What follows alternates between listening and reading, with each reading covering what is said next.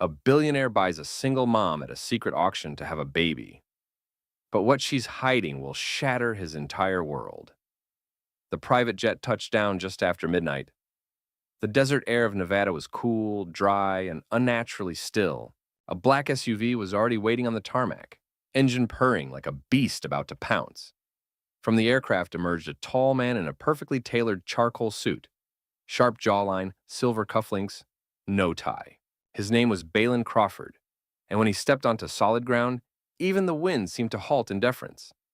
Balin didn't speak. He didn't need to. The driver opened the door without a word, and they sped off into the darkness. Tonight wasn't about business acquisitions or corporate deals. It was something far more personal and far more controlled.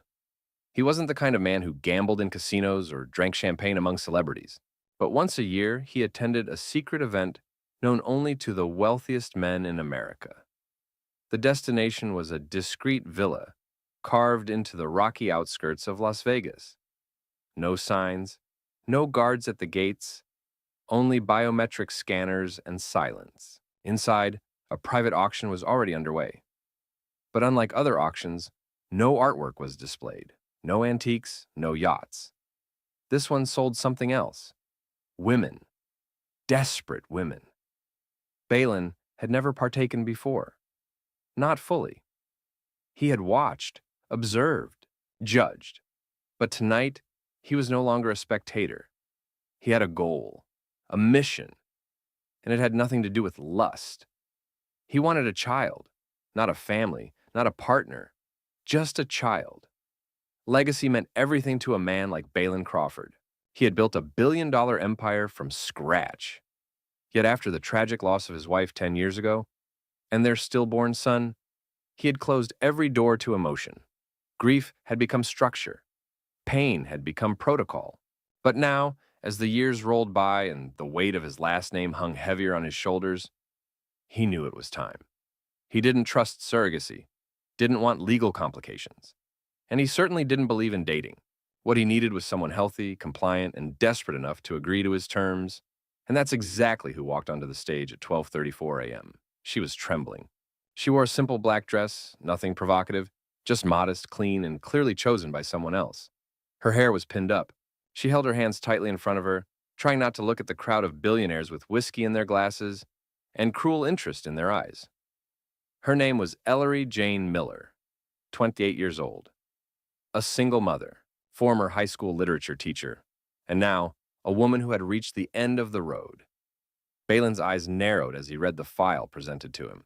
She had a daughter, Cassie Miller, age 6, recently diagnosed with a rare form of acute leukemia.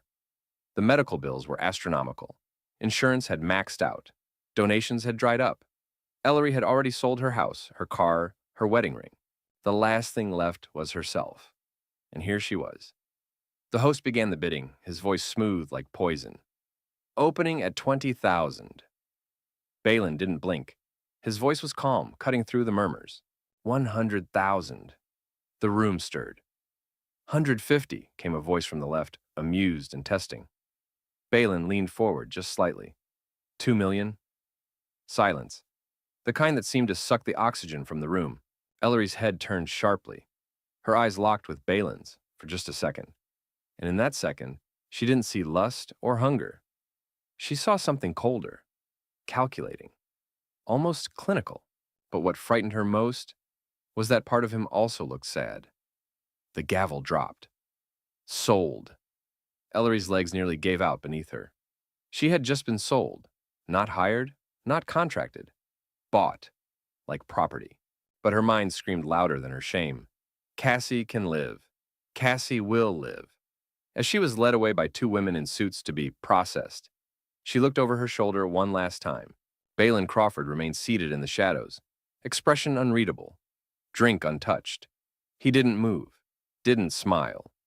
But in his chest, something stirred, something he had buried a decade ago under layers of strategy and control. He told himself this was just about legacy, but deep down, even he didn't believe that anymore. The sprawling Crawford estate in Napa Valley sat atop a hillside like a silent fortress, wrapped in vineyards and guarded by automated gates and perimeter drones. The mansion wasn't just luxurious. It was clinical in its perfection. Every marble surface gleamed.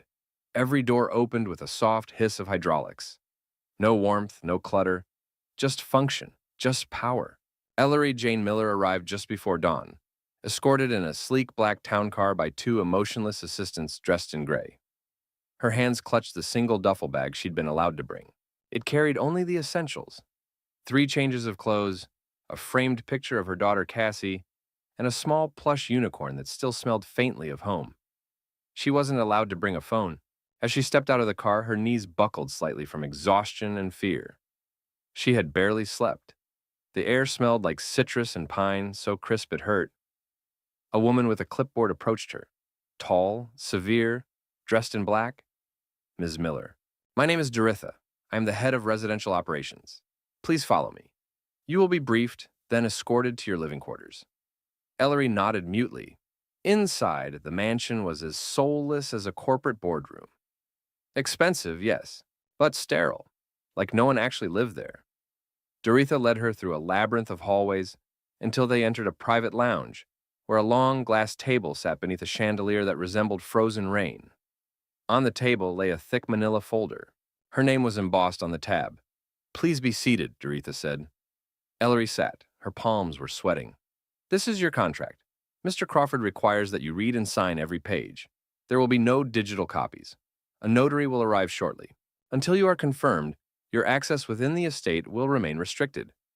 Ellery swallowed hard. Can I ask about my daughter? Doritha paused. You were informed, Ms.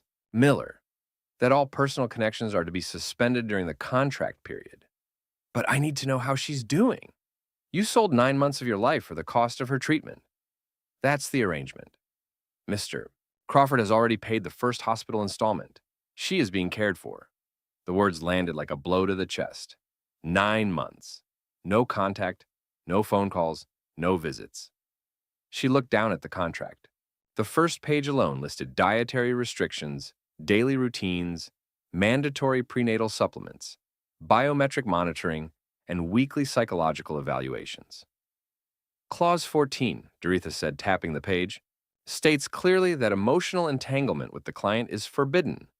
You're here to provide a biological service, nothing more. Ellery blinked away tears. Her heart was cracking piece by piece, but she reminded herself why she was doing this. Cassie needs that bone marrow transplant. Cassie needs to live. By the time the notary arrived, she had read every page, signed with a trembling hand, and pressed her fingerprint in red wax beside her name. The weight of the agreement settled into her bones like lead. Doritha stood. You will now be taken to your suite. A nurse will arrive at 8 p.m. sharp to begin fertility injections. You are not to leave the residence unless accompanied. Security protocols are strict, and you are not to enter the West Wing. That is Mr. Crawford's private domain.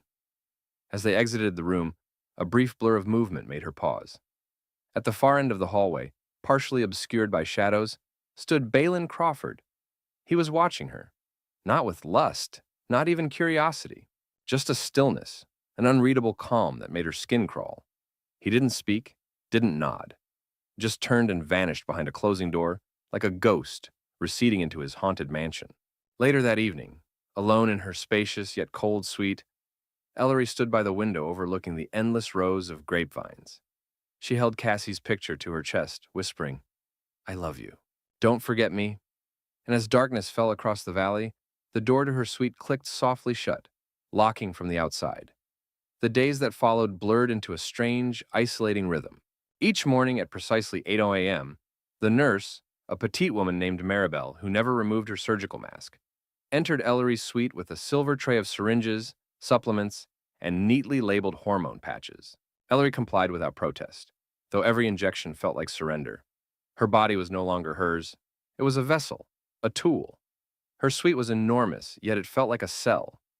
There were no clocks, no television, no internet, only books, curated volumes on maternal nutrition, classical literature, and manuals on pregnancy. The windows didn't open. The cameras were discreet, but she could feel them, small red blinks in the corners, like robotic eyes watching her every breath. Ellery wasn't allowed outside, not beyond the sterile garden adjacent to her suite, which was more sculpture than nature. White roses, pruned hedges, stone benches placed with architectural precision. It was beautiful in the way a mausoleum is beautiful. Cold, silent, still. And worst of all, Cassie was just a few hundred miles away in a hospital bed, and Ellery had no way to know if she was laughing, crying, living, or dying. The grief came in waves, sometimes in the middle of a vitamin consultation, sometimes while brushing her hair, sometimes in the dark, clawing at her stomach with an ache that had nothing to do with hormones. One afternoon, she was reading near the garden when it struck her. The nausea. It came sharp and violent, a surge of heat from her chest to her throat. She barely made it to the bathroom before vomiting. Her vision blurred. The tiles beneath her palms felt like ice. Then everything tilted, and the last thing she saw was the ceiling spinning above her like a carousel before darkness swallowed her whole. When she opened her eyes, she was in a different room, still sterile but unfamiliar. Medical monitors blinked quietly, and a soft beeping echoed like a heartbeat. A gentle pressure gripped her wrist. She turned her head. Balin Crawford was sitting beside her bed. His jacket was off. The sleeves of his shirt rolled to the elbows, and for the first time, he looked human. His dark hair was slightly disheveled. His hand was on hers. She blinked, disoriented. "What? You collapsed in the garden," he said, voice quiet. "You were unconscious for 7 minutes. You're dehydrated. Your iron is low." Ellery tried to sit up, but her body resisted. "I'm fine." "No," he said more to himself than to her. "You're not." She stared at him. There was something different in his eyes now. Not the calculated coldness from the auction. Not indifference. It was something messier, unpracticed, concern. "I told them to monitor your vitals more closely," he added, withdrawing his hand quickly, as if embarrassed by the contact. "This won't happen again." She tried to gather her thoughts, to understand what she was seeing. "Why, were you the one who found me?" His jaw tightened slightly. "I was walking. I heard the noise. You don't strike me as the type who wanders through gardens." His gaze flicked toward the floor, then back to her. "I used to. A long time ago." A silence stretched between them, filled with things neither of them dared say. Ellery found herself studying his face, noticing the faint crease between his brows, the tension in his posture. This wasn't about control. Not today. "You care more than you pretend," she murmured, the words slipping out. Balin's eyes snapped to hers, but instead of denying it, he looked away. "Don't mistake concern for weakness." "I didn't say it was weakness," she whispered. "I just didn't think you had any left." He stood abruptly, as though her words had cut deeper than intended. "You'll be returned to your suite once the fluids are done. The schedule resumes tomorrow." And just like that, he walked out, the door clicking shut behind him. But for the rest of the night, Ellery couldn't sleep. She didn't feel like a prisoner anymore, not entirely. Something had shifted. The walls hadn't moved, but she had felt warmth in a place she never expected to find it. In the darkest corner of that immaculate estate, Balin Crawford had let a flicker of humanity slip through, and Ellery wasn't sure what scared her more, that it had happened, or that she had wanted it to. Rain had rolled in overnight, a rare thing in Napa Valley during late spring. By morning, a soft mist blanketed the vineyard hills, and water streaked down the tall glass windows of Ellery's suite like silent tears. She sat curled up in the corner armchair, legs tucked under her, staring into the fog with hollow eyes. A tray of untouched food rested on the table beside her. Steel-cut oats, poached egg, grapefruit juice. The kitchen staff had followed the doctor's orders with robotic precision. But Ellery couldn't bring herself to eat. The dizziness from her collapse had faded, but in its place came something deeper, heavier, a quiet dread that clung to her skin. Her fingers traced the edges of Cassie's photograph, which she kept hidden beneath her pillow at night. Her daughter's gap-toothed smile stared up at her, joyful and full of life, a life Ellery was no longer part of.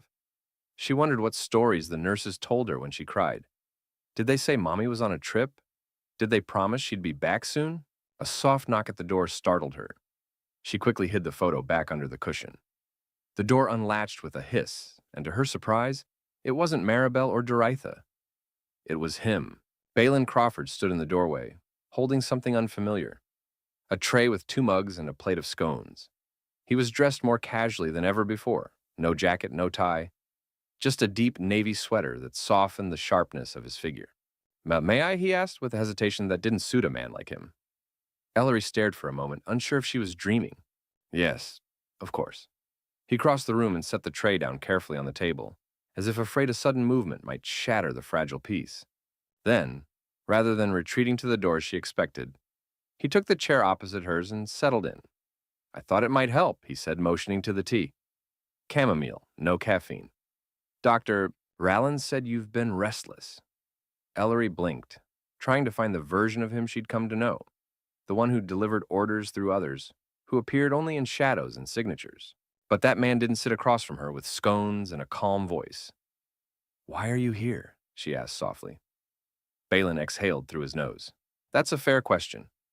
He paused, then added, "The truth is, I don't know exactly. I just wanted to see if you were okay." Ellery studied him, her instincts conflicted. Part of her wanted to recoil, to remind herself that he had purchased her, that every moment here was the product of a transaction, not affection. But the other part, the mother, the woman, was drawn in by the vulnerability flickering behind his carefully guarded eyes. "I didn't expect kindness," she admitted, wrapping her hands around the warm mug. "Not from you." Balin's gaze dropped to the floor. "Neither did I." They sat in silence, sipping tea, the tension between them not gone but softened, like glass smoothed by time and tide. After a while she asked, "Why me?" He looked up slowly. "I read your file. I knew about Cassie. I knew about your teaching, your community work, your strength." He hesitated. "But there was something else. Something I couldn't name. A feeling." "A feeling?" she repeated. "That's not like you." He almost smiled. "No, it's not."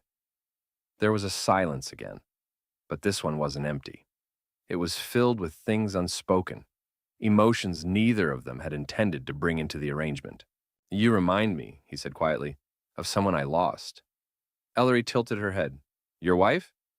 Balin's expression shifted, tighter yet more fragile. "Eliza, we were married young." She had a laugh like wind chimes in the mind of an architect. "She died giving birth to our son. He didn't survive either." Ellery's breath caught. Her eyes softened. "I'm so sorry." "I built this empire afterward," he continued, his voice like gravel. "Not because I wanted it, but because I needed something I could control. I thought if I could master the world, maybe I could protect myself from ever feeling that kind of pain again." She leaned forward. "But we don't get to control pain. We only survive it." He met her eyes. For once, he didn't try to hide. "You're stronger than me, Ellery." The sound of her name in his voice was unexpected, gentle, respectful. Before he stood to leave, he glanced once more toward the window.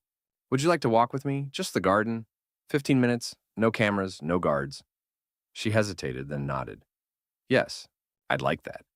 That morning, they walked side by side beneath the misty arbor, not as billionaire and surrogate, but as two people, wounded and wary, reaching silently towards something neither of them had planned for. And though neither dared say it aloud, both of them sensed the truth. This wasn't just a transaction anymore. The days unfolded differently after that morning walk. Something imperceptible but undeniable had shifted between them. Balin no longer treated Ellery like a delicate asset to be monitored. He spoke to her, asked questions, lingered longer than necessary during brief visits, and Ellery, though still aching for her daughter, began to notice the quiet rhythm forming in her daily routine. The sound of classical piano echoing from the west wing in the late afternoon, the faint scent of cinnamon he preferred in his tea, the way he always looked just a little lost when he wasn't immersed in work. But one evening, as the sun cast a deep amber hue across the horizon, and Ellery wandered the main library alone, she stumbled upon a door that shouldn't have been open. It led to a narrow spiral staircase. The lights flickered softly as she climbed. At the top was a small attic space. Nothing grand or modern, just a room left untouched by design. Dust motes floated in the golden shafts of dying daylight. Shelves lined the walls, filled with old photo albums, yellowing sketch pads, and delicate boxes labeled with handwritten notes. She knelt beside a wooden chest marked Eliza, her fingers trembling. Inside, she found the past. A tiny pair of white knitted booties wrapped in blue tissue. A hospital bracelet, the ink slightly faded. Eliza Crawford, Balin Jr., 5 lbs 4 Oz.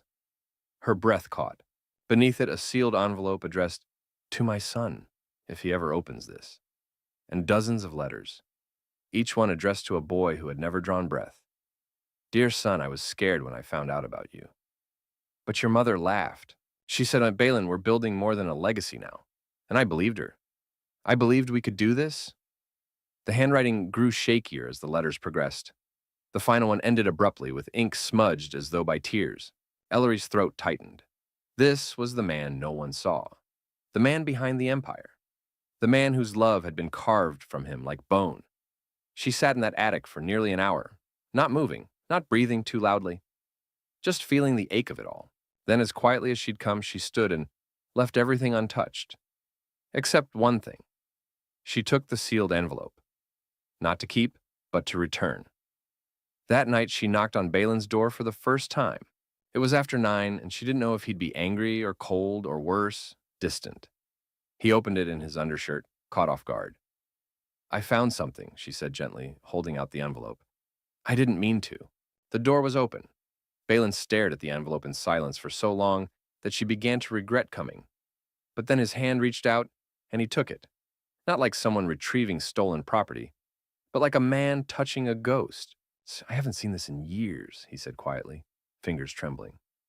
She wrote it for your son, Ellery whispered. You never read it? He shook his head. I couldn't. If I read it, I had to believe he existed. And if he existed, he died. Ellery's eyes filled. You love them both. More silence. Then, to her surprise, Balin stepped aside. Come in. She entered his private study, a warm room filled with deep woods, a burning fireplace, and shelves of rare books. It smelled like tobacco and leather. A worn piano sat near the window, its keys exposed, inviting. Will you read it now? She asked gently. Balin sat down in the leather armchair and looked at the letter for what felt like an eternity. Then he slowly opened it. Eliza's handwriting flowed like silk. My sweet son, if you're reading this, it means I'm not there. And I'm sorry, but I want you to know something. Your father is not the cold man the world may one day whisper about. He's kind and brave and terrified of losing what he loves. So he hides it. But you will know, because I know. If you are like him, you'll build kingdoms. But if you are like me, you'll build homes. And I hope you build both. I love you. I loved you from the moment I felt your heartbeat. Balin broke. His head bowed, letter trembling in his hand, breath catching in shallow gasps. Not a dramatic cry, but the quiet, guttural kind that comes from years of silence, cracking all at once. Ellery dropped to her knees in front of him and placed her hand on his. Not as a surrogate, not as someone under contract, just a woman who understood pain. I see you, Balin, she whispered. Not the empire, not the billionaire, you. He didn't look up, but he didn't pull away either. That night, nothing physical passed between them, but a door opened. Not one of a contract or arrangement, but something far rarer in a house like his. Trust. The wind howled against the windows, as if the entire valley were trying to speak. A storm had rolled in overnight, cloaking the Crawford estate in gray skies and relentless rain. Thunder cracked above the vineyard hills, and the rhythmic tapping of rain on glass became a grim metronome for the chaos Ellery was about to face. The message came just after 6 a.m., delivered not by a person, but slipped silently under her door in an envelope sealed with the Crawford family crest.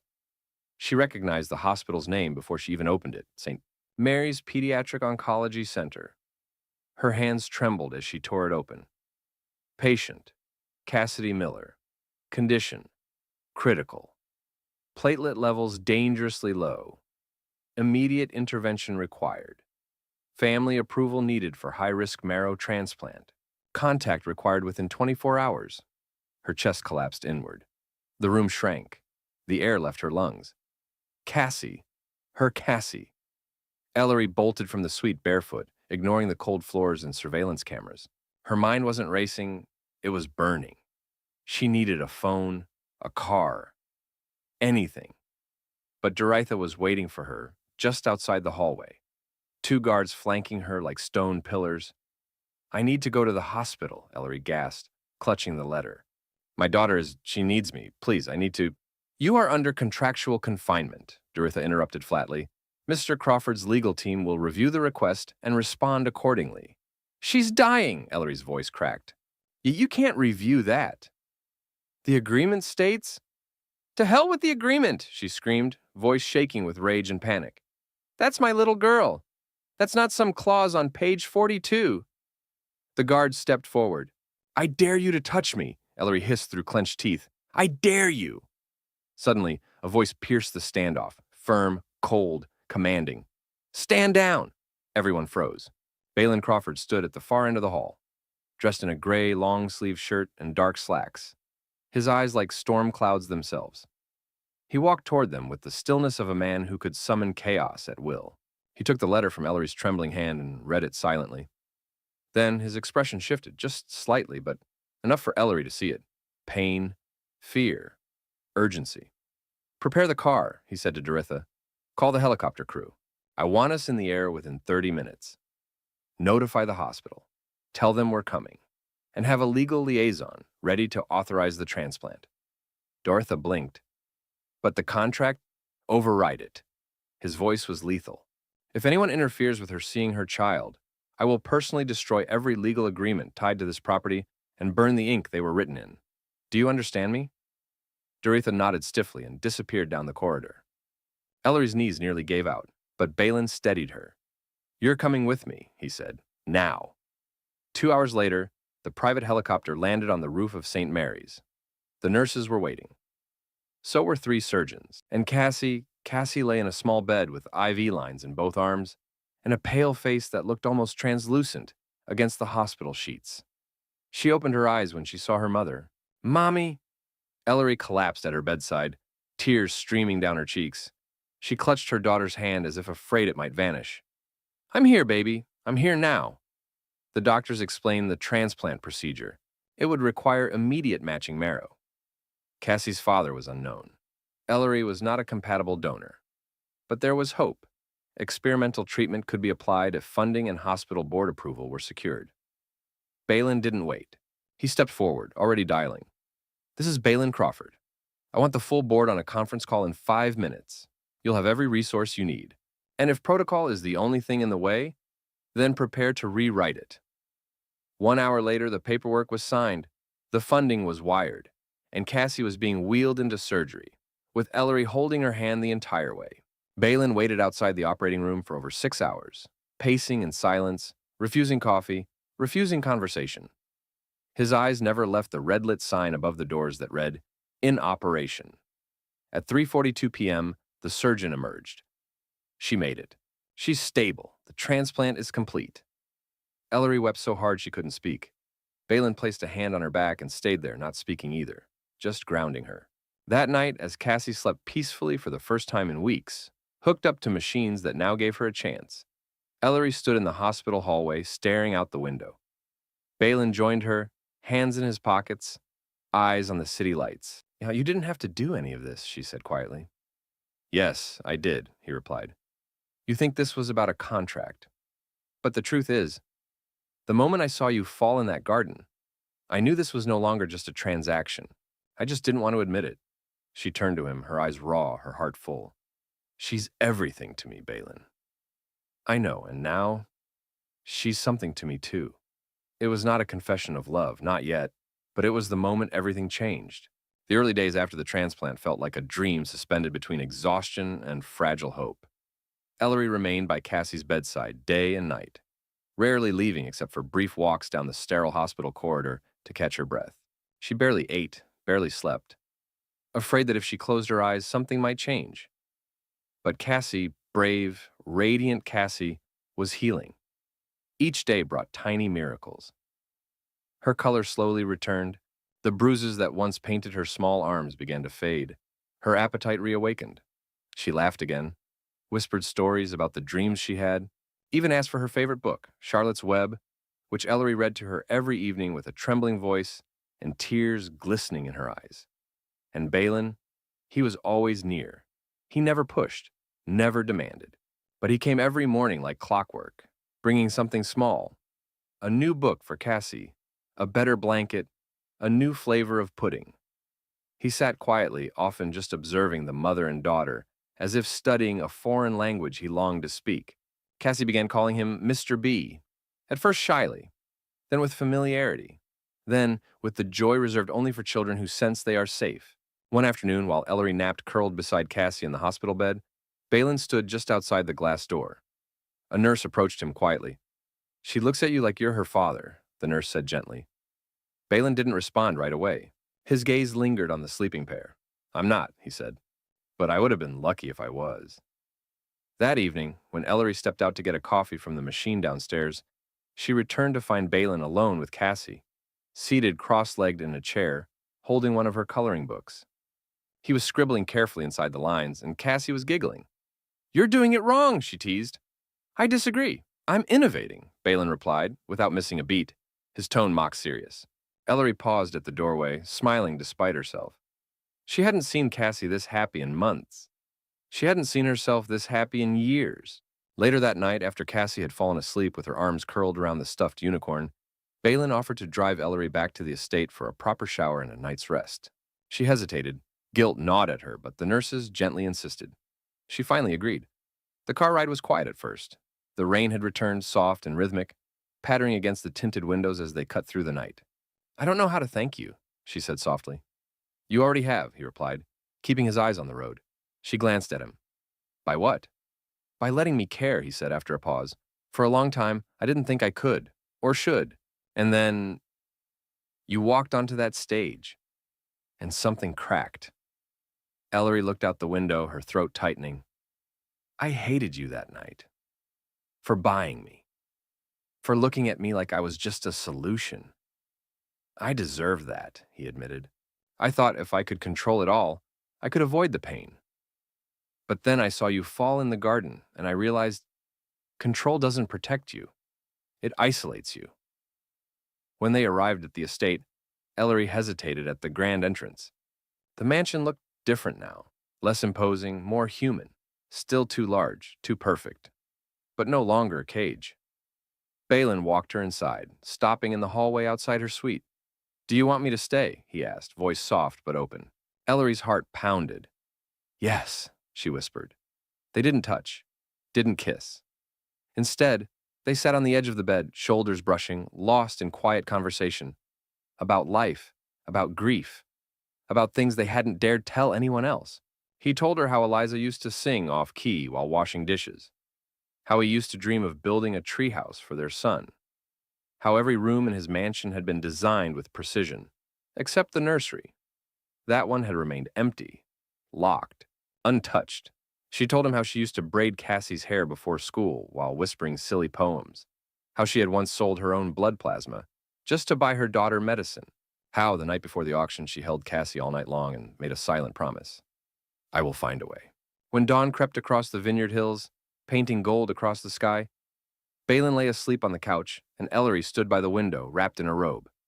She pressed her hand against the glass. In the reflection, she no longer saw a prisoner or a bargaining chip.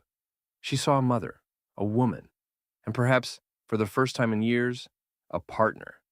And in the softest corners of her heart, something dangerous and beautiful stirred. Hope. The day of Cassie's release from the hospital was filled with nervous energy and quiet joy. Nurses brought balloons and a cake shaped like a ladybug. Doctors smiled, congratulating Ellery, and exchanging grateful nods with Balin. The transplant had taken. Cassie's blood levels were improving, and though a long road still lay ahead, she was finally out of danger. Ellery held her daughter's hand tightly as they stepped into the waiting black SUV. The hospital doors closed behind them, like the end of a long, harrowing chapter. Cassie was going home, not to the tiny apartment they had once shared, but to the vast Crawford estate that now somehow felt less like a fortress and more like a sanctuary. Balin had arranged everything. Cassie's room was freshly painted in soft pastels with twinkling fairy lights strung across the ceiling. Her books, toys, and even her favorite blanket from the hospital were waiting for her. A custom-built bookshelf stood in one corner, filled with titles that Balin had personally chosen after researching children's literature late into the night. A treehouse had already been sketched out in the courtyard garden, construction scheduled to begin the next morning. As Cassie ran through the halls with a burst of laughter that echoed like music, Ellery stood at the threshold of her daughter's new room and watched Balin from behind. He was kneeling on the carpet, pretending not to be winded after letting Cassie climb on his back like a horse. You're really bad at horsing around, Cassie giggled. That's because I'm a billionaire stallion, he replied, smirking. We're known for grace, not speed. Ellery laughed softly. It was real, full, a sound that hadn't touched her throat in years. Later that evening, after Cassie had fallen asleep with her unicorn nestled against her cheek, Balin and Ellery walked through the vineyard together. The storm from days ago had cleared, and the moon shone over the vines like silver paint. The world smelled of new beginnings. I've never seen her smile like that, Ellery said, tucking her arms around herself. She deserves all of it. And I never imagined she'd have something this beautiful. She has it because of you, Balin replied. You fought for her. You gave up everything. So did you, she said, stopping to look at him. Oh, you just didn't know it at first. He turned to her. You changed everything, Ellery. I bought a contract, but what I got was life, color, laughter, and something I never believed I'd feel again. His voice faltered. He took a step closer. I used to think love was a liability, that emotions made men weak. But I was wrong. What you and Cassie gave me, it's the strongest I've ever been. Tears shimmered in her eyes. She reached out, placing her hand against his chest. You're not the man I met at that auction. Not anymore. I hope not, he whispered. And then he did what neither of them had expected that first night, under the sterile lights of a cruel transaction. He dropped to one knee. No ring, no speech rehearsed, just raw truth. Marry me, Ellery, not because of a contract, not because of obligation, but because I love you, because Cassie deserves a father who would burn the world for her, and because I can't imagine another morning waking up without knowing you're under the same roof. Ellery covered her mouth, emotion crashing through her like a tide. I never thought I'd say yes to anything that began the way we did, she whispered. But you're not the end of my story, Balin. You're the beginning of the one I never thought I deserved. He stood and she threw her arms around him, burying her face into his neck as the vineyard lit up with quiet stars above. Weeks later, on a sun-drenched lawn surrounded by vines and close friends, Cassie walked ahead of her mother in a white dress sprinkled with wildflowers, holding a bouquet larger than her. She turned and whispered to Balin, who waited at the altar in a navy suit, nervous and elated. Are you going to cry? He smiled, eyes already damp. Probably, Cassie grinned. That's okay. I'll cry too. Happy tears. As Ellery appeared at the end of the aisle, bathed in golden light, the crowd stood. There were no photographers, no reporters, just the quiet awe of two souls who had found each other in the most impossible of ways. And when Balin took her hand, his voice shaking as he vowed to never walk a step without her again, Ellery smiled through her tears and whispered back, You didn't buy my love. You earned it. This story began in a place of power imbalance, of desperation and cold transaction. It was born in a world where love felt like a luxury neither of the main characters could afford. Ellery, a mother willing to sell her own future to save her child. And Balin, a man so haunted by grief, he believed control was the only cure for his emptiness. But what makes this ending powerful to me is not just the transformation of circumstance, it's the transformation of themselves. Balin didn't just give Ellery and Cassie security, he let himself be changed. That's real love. Not the grand gestures or wealth, but the quiet decision to open a closed heart and to let another life rewrite yours. And Ellery, who entered the mansion broken and afraid, emerged not only as a mother who saved her daughter, but as a woman who taught a powerful man how to feel again. The happy ending matters more because of the darkness they came from. Their story reminds us that healing often comes not in one dramatic moment, but in small acts of courage. The choice to stay, the decision to trust, the willingness to see someone as they truly are. And in a world built on contracts and conditions, their love became something unconditional. That, to me, is the miracle.